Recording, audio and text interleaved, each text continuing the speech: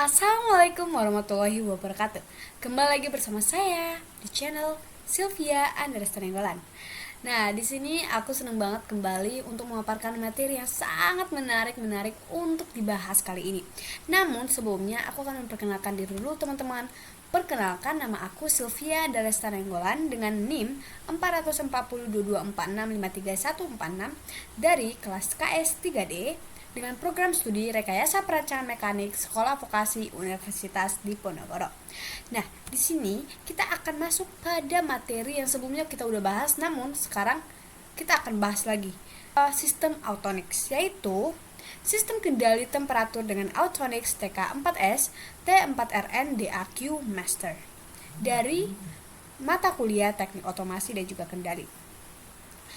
Nah, kita akan masuk pada pengertian dasar atau penjelasan dasarnya dulu. Sistem kendali temperatur berperan penting dalam menjaga kestabilan proses industri. Autonix TK4S T4RN merupakan temperatur controller berbasis PID yang mampu mengatur suhu dengan presisi tinggi dan juga mendukung komunikasi RS485 atau Modbus RTU. Dengan menghubungkannya ke DRQ Master, proses pemantauan dan pengendalian suhu dapat dilakukan secara otomatis, akurat, dan real time, sehingga meningkatkan efisiensi serta kendalian sistem. Cara penggunaan dan pengambilan data Autonix dengan DAQ Master. Di sini saya akan menampilkan sebuah video teman-teman, di mana video ini merupakan bagaimana tampilan dari aplikasi DAQ Master itu. Nah, yang pertama itu, yang paling utama kita harus menghubungkan controller Autonix TK4S ke laptop melalui konverter RS485 ke USB.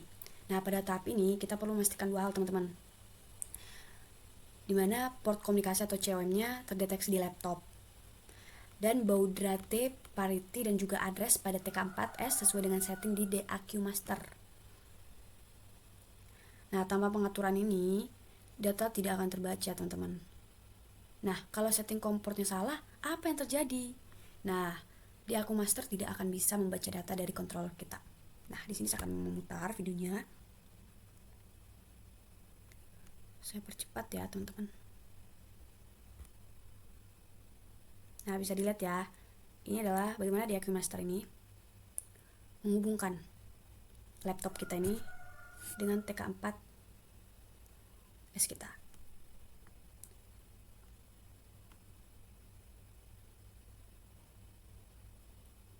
Nah, setelah itu, sebentar.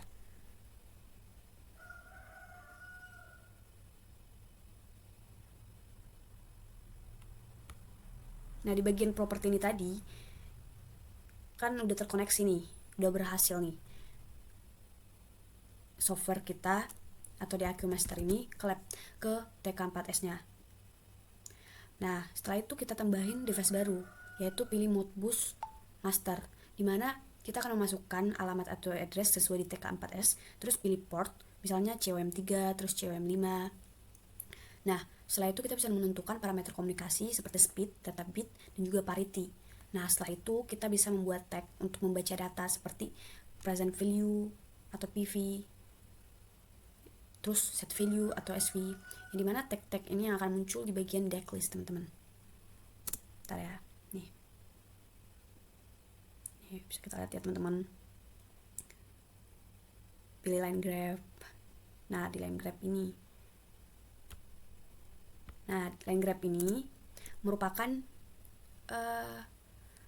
langkah ketiga, dimana kita harus menampilkan grafik di DAQ Space, dimana pada menu DAQ Space yang tadi teman-teman lain itu, kita akan mengaktifkan data line graph ini. Nah, line graph ini adalah yang ini, dimana di line graph ini ada 3 komponen warna yang akan menjadi simbol. Yang pertama garis hijau ini, dimana garis hijau ini sebagai nilai suhu aktual atau PV,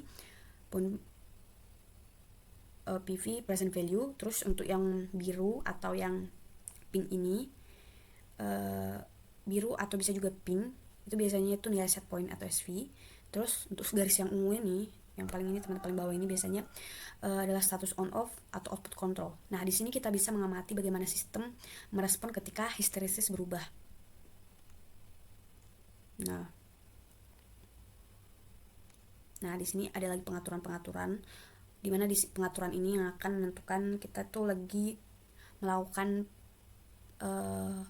pengamatan untuk PID atau histeresis. Nah, sekarang kan kita lagi membuat pengamatan untuk histeresis. Nah, untuk cara pengambilan datanya bagaimana, teman-teman? Nah, untuk cara pengambilan datanya itu bisa dilakukan dengan memilih menu run.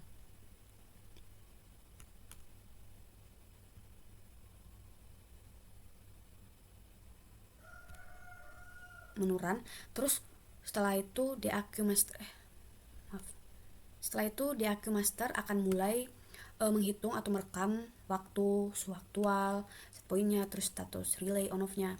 Nah, data ini bisa dilihat langsung pada grafik ini, teman-teman. Dan disimpan dalam bentuk file log, terus bisa juga di screenshot seperti yang ada pada gambar laporan ini. Nah, seperti ini, teman-teman. Ini.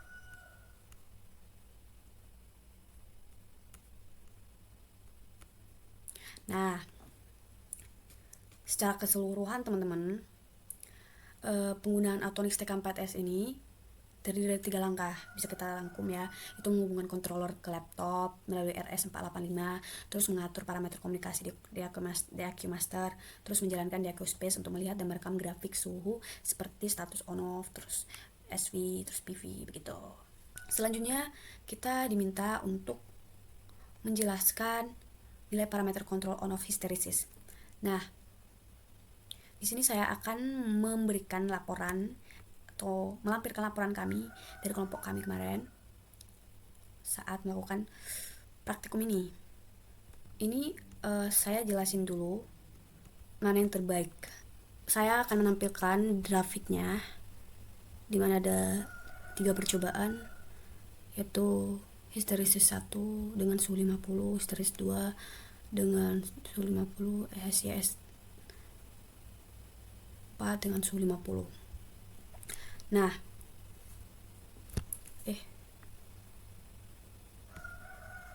oke. Di HSYS 150 ini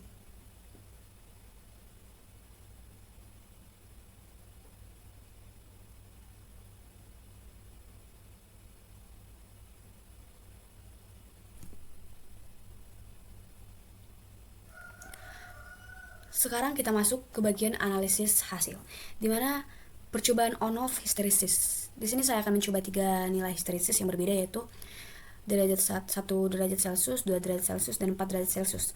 Semuanya dengan set point 50 derajat Celcius. Nah, tujuannya itu apa? Tujuannya adalah melihat seberapa besar pengaruh nilai histeresis terhadap stabilitas sistem.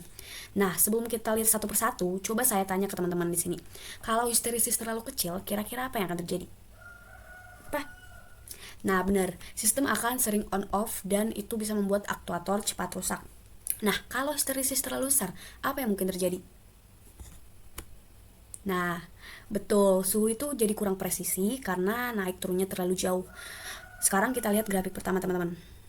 Dengan suhu 1 derajat dan set point 50. Pada grafik pertama ini, dengan histeresis 1 derajat Celcius, kita melihat bahwa sistem hidup mati atau on-off dengan sangat cepat. Temperaturnya itu bergerak naik turun sangat rapat, terus berisolasi di sekitar set point.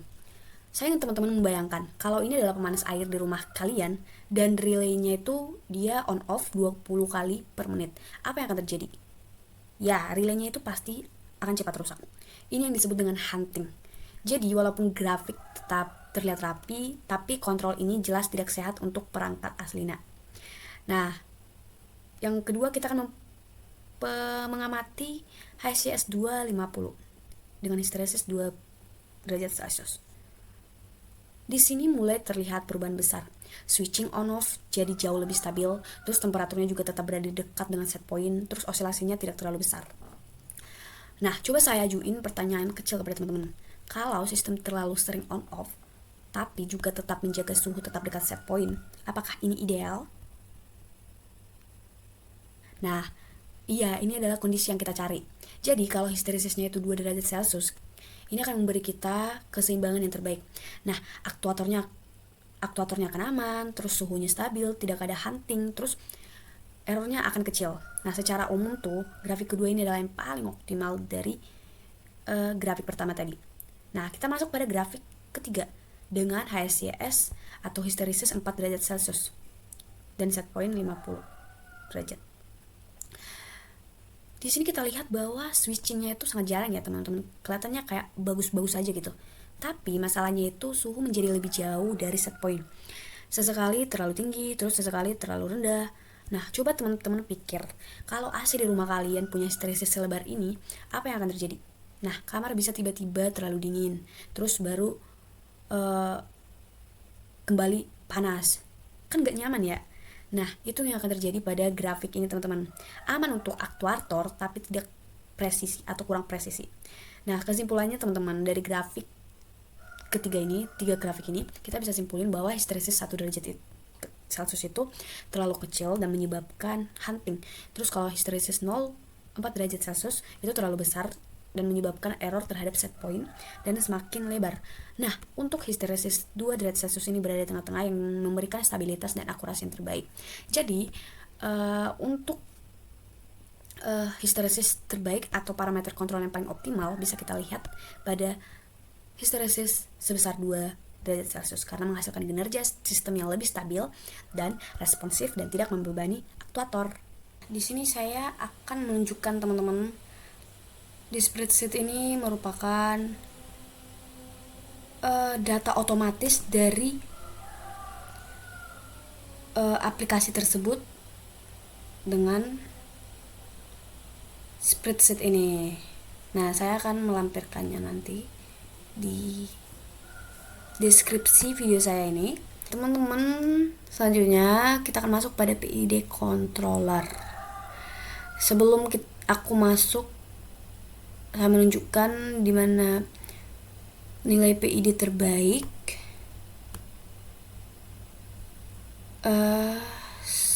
Saya akan menunjukkan dulu grafik yang saya dapat dari DAQ Master, grafik PID controller.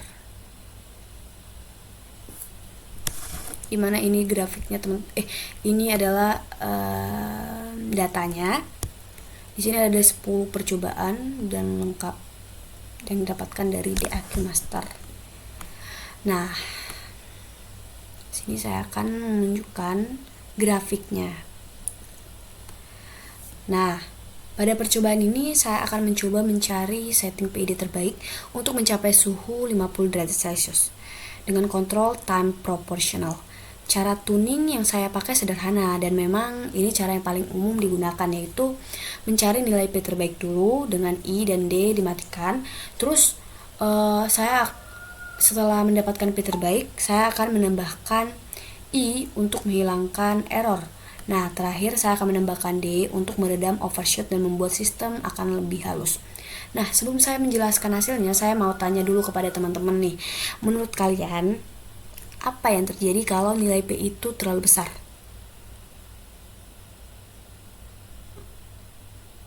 Sistem akan berisolasi atau overshoot besar. Nah, betul. Itu yang akan terlihat di percobaan saya ini. Nah, untuk yang pertama, kita akan menentukan nilai P yang terbaik. Saya mencoba percobaan yang hanya menggunakan nilai P saja, di mana P6, P20, terus P50.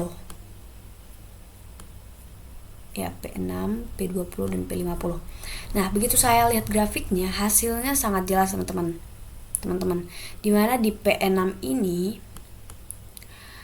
terlalu lambat, suhu naiknya pelan sekali.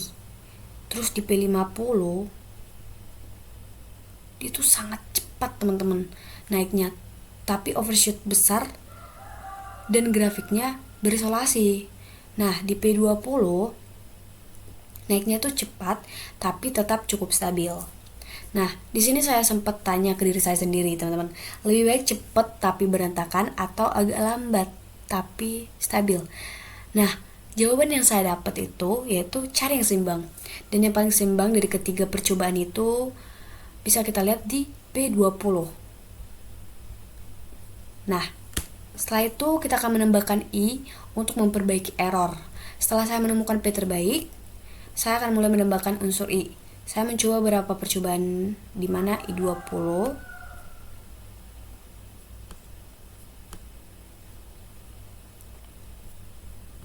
masih 20. Sebentar. I20, terus I10,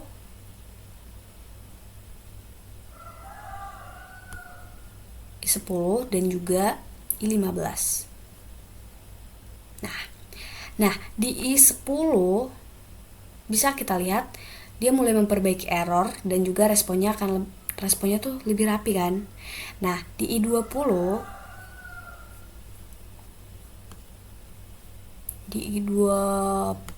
teman-teman, kita bisa lihat kalau malah jadi terlalu agresif, terus grafiknya tuh naik turun gitu. Nah, di I15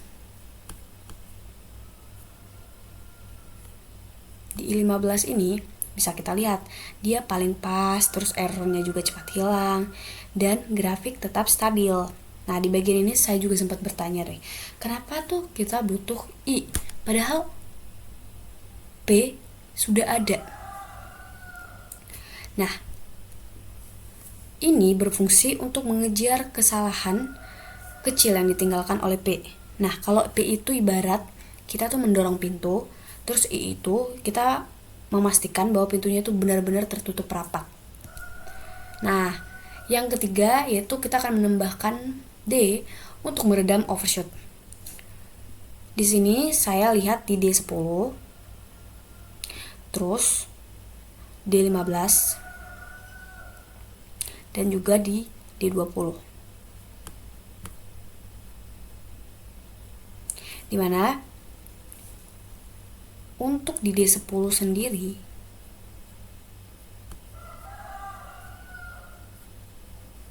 dia itu meredam sedikit tapi masih ada overshootnya. Terus di D20 dia itu redamannya terlalu besar, sistemnya itu terasa lambat.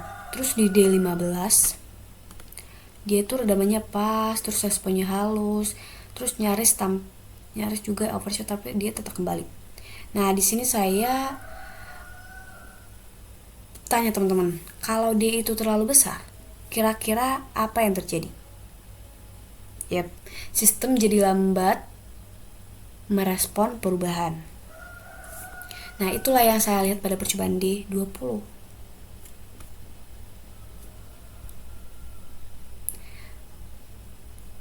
Nah, di kesimpulan yang bisa kita dapat dari penjelasan saya ini, dari seluruh percobaan grafik yang paling stabil itu paling cepat mencapai set point dan juga paling sedikit overshoot itu di P10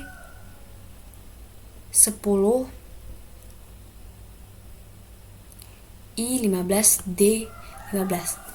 Jeng. Nah, kombinasi ini yang memberikan respon yang cepat, terus stabil, overshootnya juga minimal dan tidak berisolasi. Nah, saya bisa bilang kalau grafiknya manusia atau dia ini yang paling tenang dan tetap sigap dibanding percobaan lainnya. Maksudnya tuh grafiknya itu lebih normalnya kayak kita manusia inilah.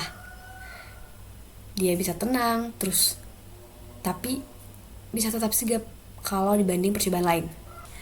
Nah, teman-teman, materi hari ini seru banget ya. Jadi kita bisa narik kesimpulan dari percobaan yang telah kita lakukan, yang telah kelompok saya lakukan. Ada satu hal penting yang bisa kita ambil, bahwa setiap metode kontrol baik on-off dengan histeresis maupun PID punya karakter dan juga keunggulan masing-masing. Pada kontrol on-off, kita melihat bahwa pemilihan nilai histeresis sangat menentukan. Jika histeresis terlalu kecil, sistem akan mengalami hunting dan juga switching yang terlalu sering. Nah, kalau terlalu besar, sistemnya akan menjadi tidak akurat. Dari hasil percobaan, histeresis 2 derajat memberikan respon yang paling stabil dan juga paling seimbang antara kecepatan dan juga presisi.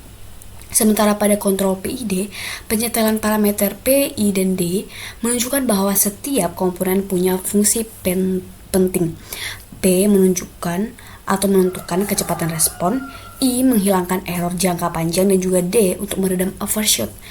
Dari berbagai kombinasi yang diuji, parameter P10, I15 dan juga D15 memberikan performa paling baik, cepat, stabil, dan juga minim overshoot. Nah, secara keseluruhan, dua percobaan ini menunjukkan bahwa pengendalian yang tepat bukan soal nilai yang besar dan juga kecil, tetapi soal keseimbangan, baik histeresis maupun PID sama-sama bekerja optimal. Jika kita menemukan titik tengah yang pas antara stabilitas, kecepatan, dan akurasi.